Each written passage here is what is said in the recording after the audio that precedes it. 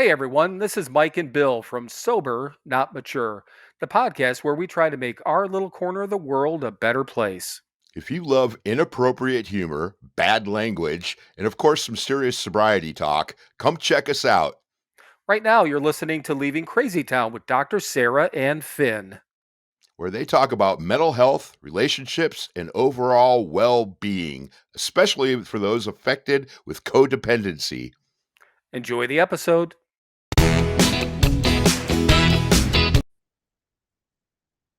Hey, welcome to Leaving Crazy Town with Finn and Dr. Sarah. Today we're going to discuss a very popular book.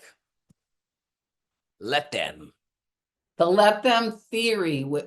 It's taking us on a wild ride. We each have our opinions about the book. Yes, we do. And so we both read the book and taken notes, and we have our opinions. We've discussed it minimally with each other, but that's what we're going to do today. We're going to talk about our thoughts on the Let Them theory. Yes. By Mel Robbins. Mel Robbins. She has a podcast, very popular, and has talked about different aspects of sobriety on there. And the reason I got so interested and activated, which we might get into, is because really it's kind of like Codependency 101 is what I call it.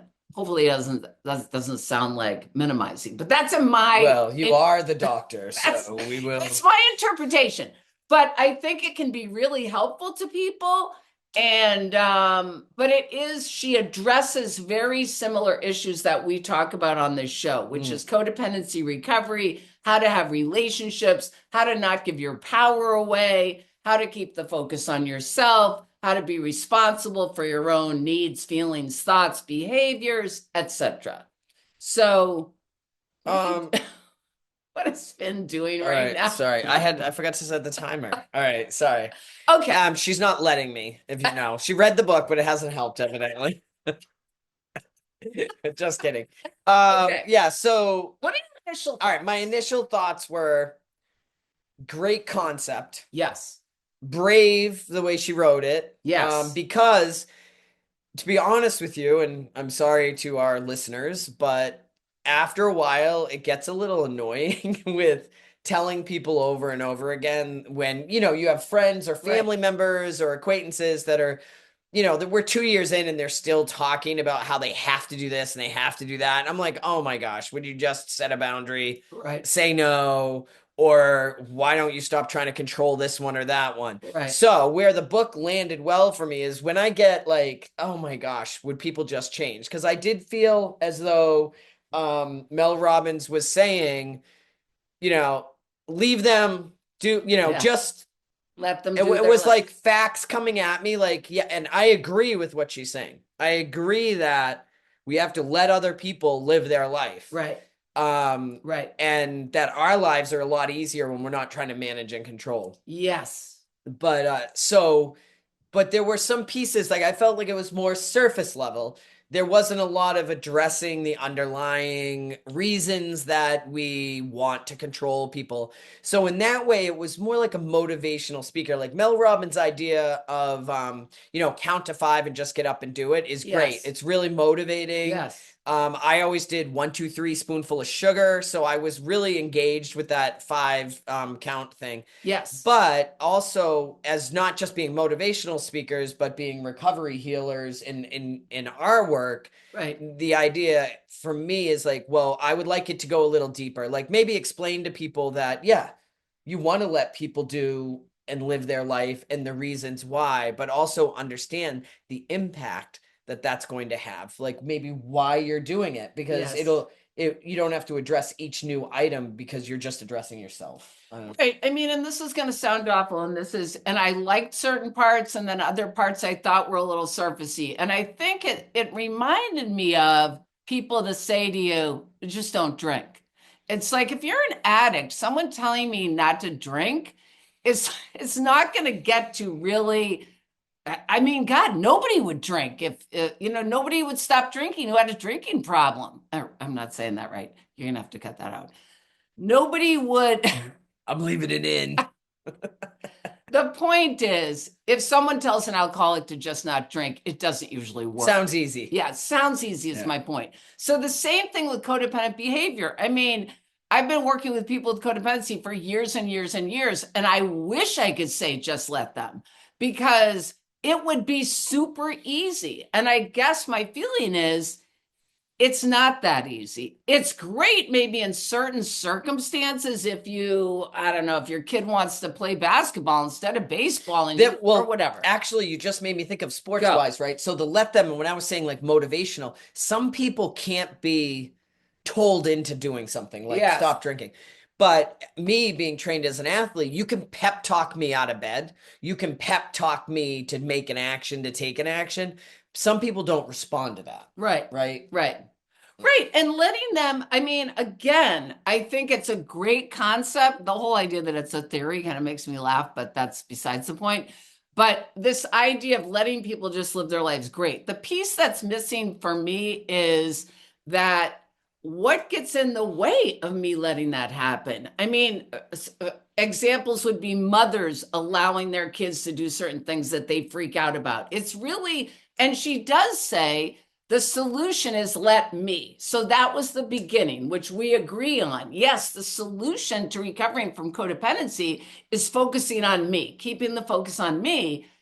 But also, it's what happens for me when I'm letting them. So do you want to say anything to that? Well, yeah, I think that there's like a fine line between ignoring the underlying stuff and then over engaging in the underlying stuff, because what was really helpful for me to change was to say, oh, why, like, okay, wait, why do I care what that person thinks of me or what that person's doing? So the why in some sense is missing. It's important to me. The other thing is, it's interesting that the theory doesn't seem to engage in that, but when Mel Robbins talks about her own experience and her interactions and where things came from, like her mother talking about not liking her spouse and how it took her a while, but she then began to see it from her mother's perspective, where her child was going to move all the way across the country possibly and not be able to see her.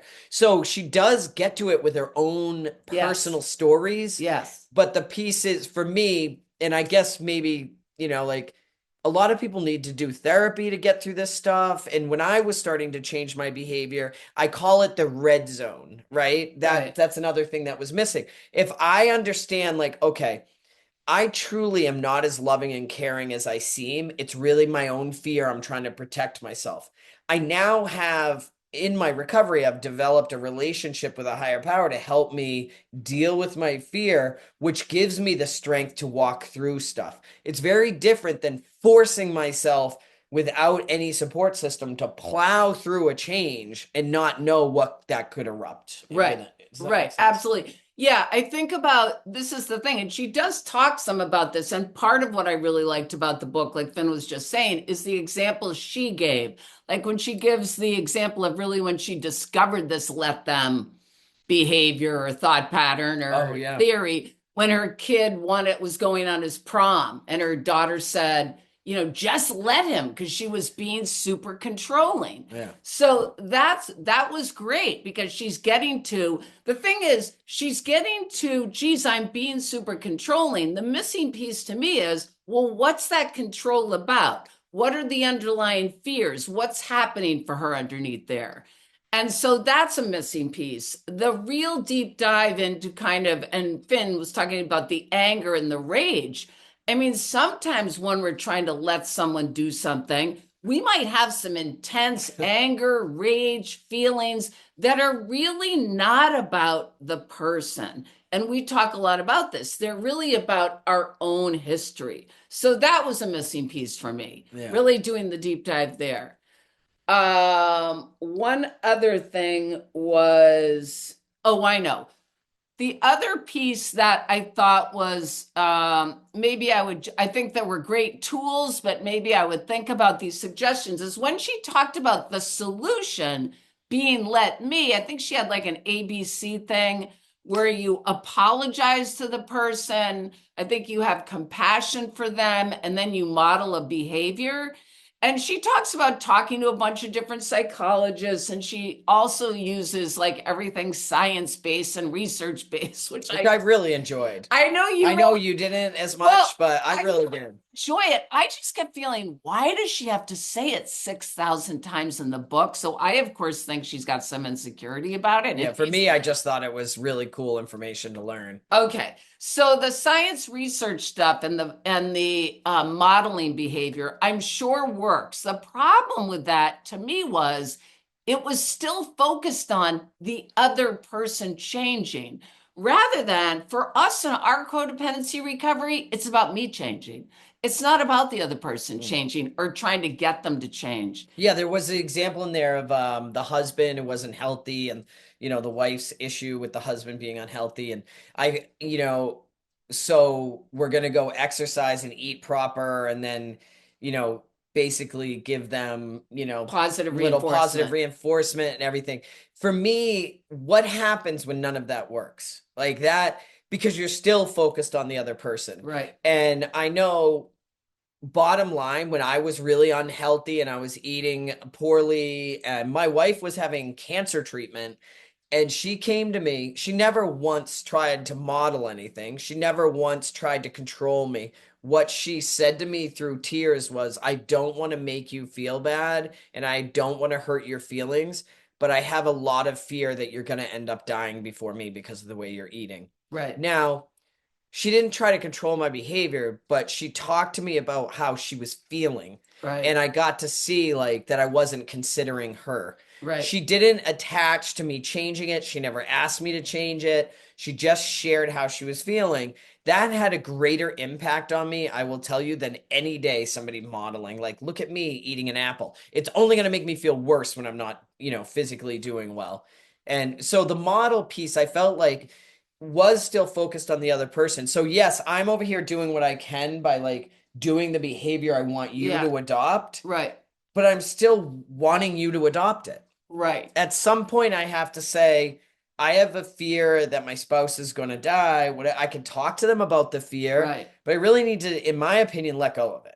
I think it's yes. And I think some of the doctors that she's interviewed just had a different take. It's based on that motivational interviewing, which is really meeting people where they are, not really talking about consequences and all that stuff. And for me, with addiction and codependency and what I've observed over the last 30 years, is sometimes you can be loving and kind and still say, you know what, honey, if you don't stop drinking, I'm going to have to move out or whatever. Having a consequence in a loving way does impact someone in a really big way. So, yeah, I mean, I agreed to kind of wrap up. I agreed with a lot of kind of the premises of like not giving your power away, of focusing on yourself, not taking stuff personally, the not comparing, and all of that was really great. I think the solution was just a little bit simple, and I think it can work in certain areas. But I definitely think, like when she talked about the friendships, I think there's an example in the book where she was hurt. She saw a bunch of her friends on Facebook. And to me, she leaned towards this. She said something like, oh, this reminded me of 8th grade or something. And I thought, yes, that's where the meat is.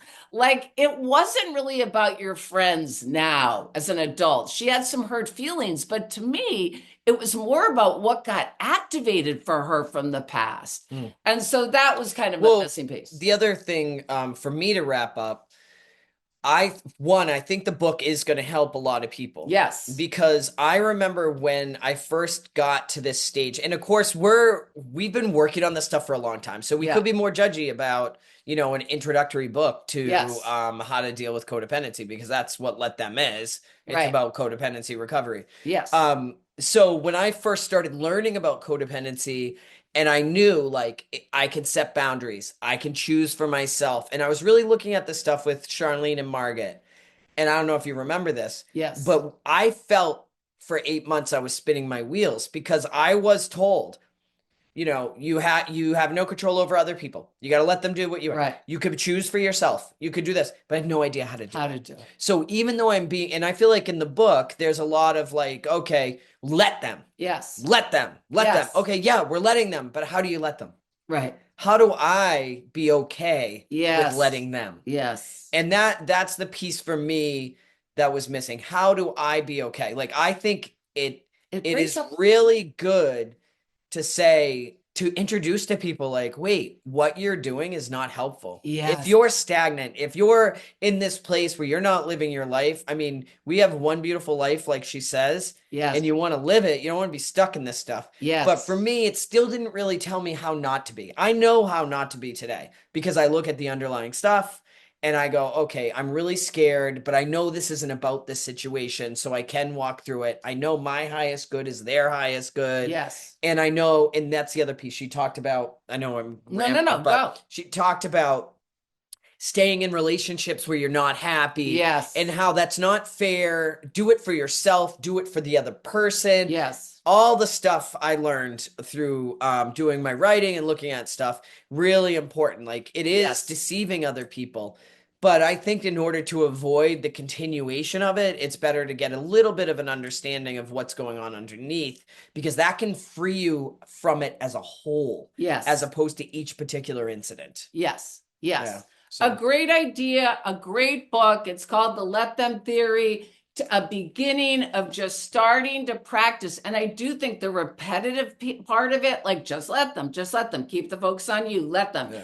It's just now, geez, what happens when I let them and some stuff starts? Because people can be traumatized. People can start feeling things. And everyone around you starts upping the ante. That's the other thing that I felt was missing from the book. Like, once you start setting boundaries and letting me, or choosing me, as I call it, and setting boundaries and not engaging in those things, people up the ante, especially family members. They that you're changing the cogs, we're all going to go crazy and try to pull you back in. Yes. So, that piece was missing, but real brave book, brave stories, totally engaged. You really got real. If I was her child, I'd be upset. There was a little too much for the kids. I'm like, I want to talk about other people. I don't want my parent putting me out there, but it sounds to me like her family was on board with it. And so really brave book.